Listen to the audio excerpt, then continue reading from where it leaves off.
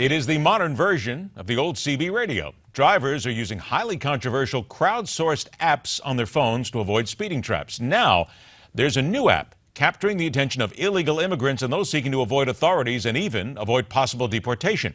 But what happens when people use technology for criminal purposes? Instead of using apps to avoid the police, they're using it to track police officers down, or at the very least, that's what law enforcement leaders are arguing. It is the familiar battle, safety versus free speech. Let's get into the battle right now. John Bachman setting his sights on getting some answers. John? That's the fault line right there. Free speech versus safety. The latest app to stir up this controversy is called Pase. Translated into English, it means spread the word. Now, it's a text message-based app where subscribers can tell each other about possible police checkpoints. And this is how the service works. Users send in a text report. The app then modifies the report and sends it out to all subscribers within a certain zip code. The app is primarily used right now, some say, by illegal immigrants who get text messages informing them about where police may be, Border Patrol, ICE, etc. And if they can avoid the cops, then they can possibly avoid deportation. Today we talked to Texas Congressman Ted Poe about this. He says the app's existence is alarming because it's for scouts who might be working with the bad guys that can tip them off. When they are not in the area, they let the other side know, and the scouts have crossings at that time, drugs and then the coyotes.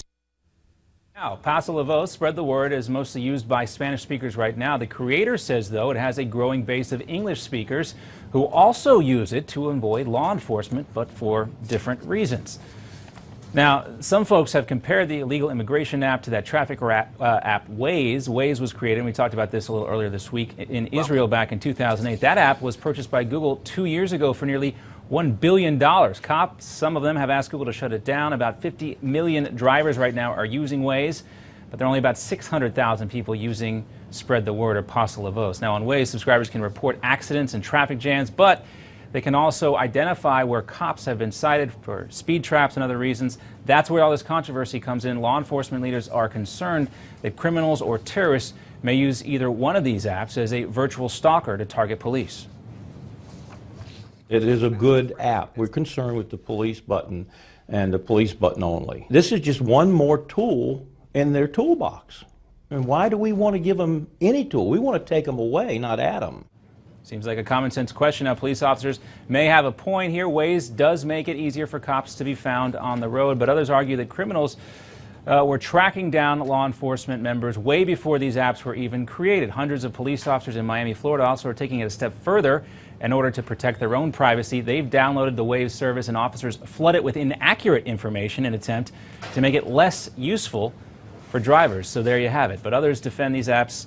We'll see what happens, Ed. It is a real question right now, and something that's going to have to be addressed sooner or later. And I think all it is going to take is some evidence to come out in a court case to prove that one of these apps was used to target a police officer. Of course, we're coming very recently off those 2 New York City police officers who were also just gunned down there for sitting in their cars. Look, I know some people will just kind of poo-poo this, but if you think about it, it is giving you a chance to break the law, because if you're doing 90 in a 70 and you know full well that you've got the app on your phone and you can find where the speed trap is, well, then you slow down, you do 69, you go right back to doing 90 again. In essence, they are helping you break the law. Yeah, and I think that sheriff's representative made a good point there. They have no problem with folks being alerted to traffic. Cops do want people to be safe out there on the road, but again, in this new day and age we're living in, where police shootings are skyrocketing, it seems like, across the country, there's obviously reason for concern.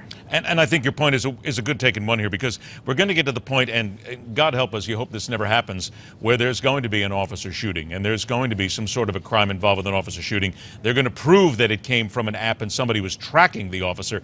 Then we'll change it. It's a shame we have to wait until that point, but you and I both know that that's just the way the litigious society is here in America. They'll wait until the law gets a hold of it. Yeah, and again, as we pointed out, a lot of police officers not waiting for something to happen here, taking measures into their own hands and flooding this app with bad information as a way to counteract it. Don't break the law, maybe you'll be okay. All right. It's always good advice too, Ed. At least driving to work, even though you may be 15 minutes late, don't take the $140 ticket. John, thanks a lot. Talk to you later, Ed. All right, second hour on MidPoint. Another slice of California life proves why some people there should be considered for a rubber room when it comes to the health of their child and a simple measles vaccination. That and so much more, where we question everything, right here on MidPoint.